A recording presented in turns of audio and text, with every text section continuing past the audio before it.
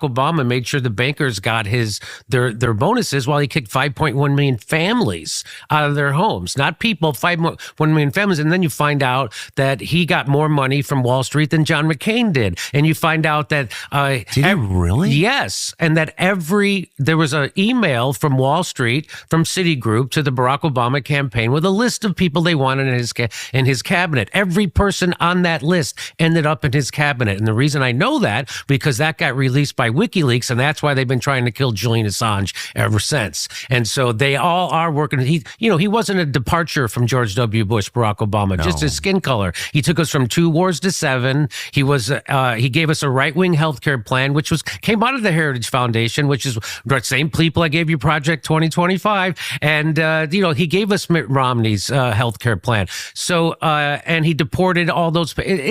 He dropped more bombs than George Bush, and nobody noticed. And that's why they wanted to have Kamala Harris. That was their first choice. The donor class was Kamala Harris.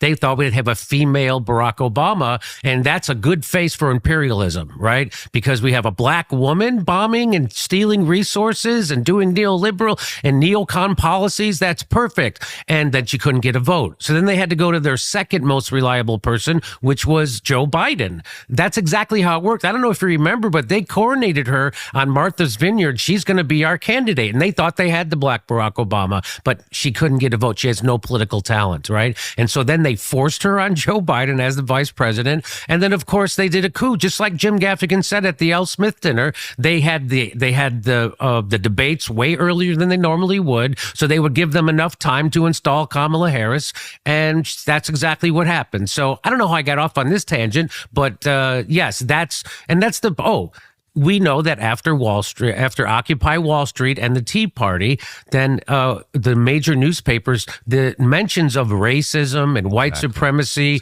people have studied this. I'm not making this up. I'm just quoting studies, and went through the roof. And why is that? That's because, as Chomsky taught us, the newspapers aren't there to inform you. They're to manufacture consent. And one of the great ways to manufacture consent for the establishment is to divide and conquer. It's been there ever since World War II. It's been divide and conquer. And that's exactly what they did. So they got everybody that's what identity politics is. And it's got everybody who you identify with your skin color. It's the opposite of Martin Luther King. It's the opposite of judge someone by the content of their character. Exactly. And so now everybody's identified with their gender or their sexual preference or their skin color or their ethnicity. And they got us all siloed off and split up.